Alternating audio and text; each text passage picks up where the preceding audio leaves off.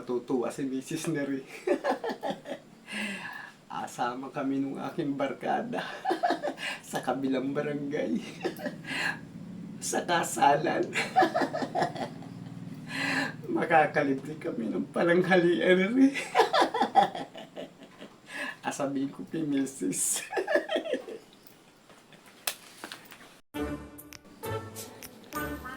Ma!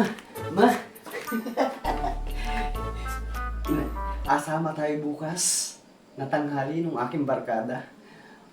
Makain tayo sa kasalan. Makakalibre na tayo ng pananghalian. Talaga? Oo, bukas. Eh, paborito ko pa naman ang lechon. Ha? Oo, masarap yun. Kaldereta. Masarap din yun.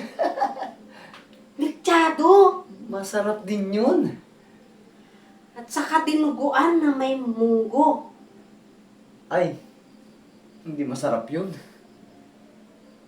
Chapsuy. Yun. Masarap na masarap yun. Baga take out pa ako. Minudo. Uy, isa pa rin yun.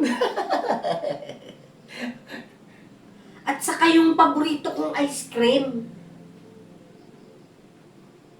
Walang ice cream doon. Pamberdihan lang ang ice cream. Paano magkaka-ice cream doon? Eh, kasalan yun. Eh siya, wag na tayong pumunta. Wala naman yung paborito ko doon. Naman. Ikaw na lang ang makikikain. Mamimili ka pa ng pagkain. O baka may birthday yan doon ha. Paalam mo sa akin.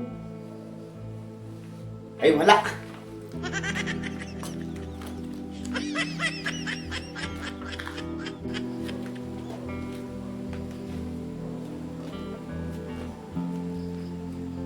Buti pang hindi ko pinalam kay Mrs. yun ay.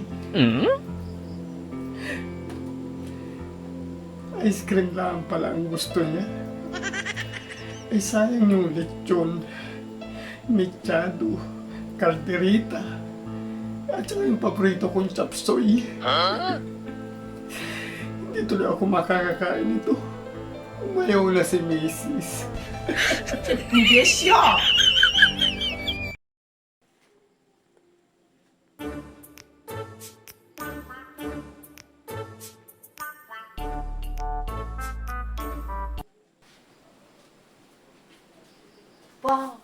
Baka naman may alam ka pang birthday yan. Eh, paborito ko yung ice cream. Yung talagang hindi pwedeng hindi kumakain doon. Ay, wala. Wala akong alam na birthday yan.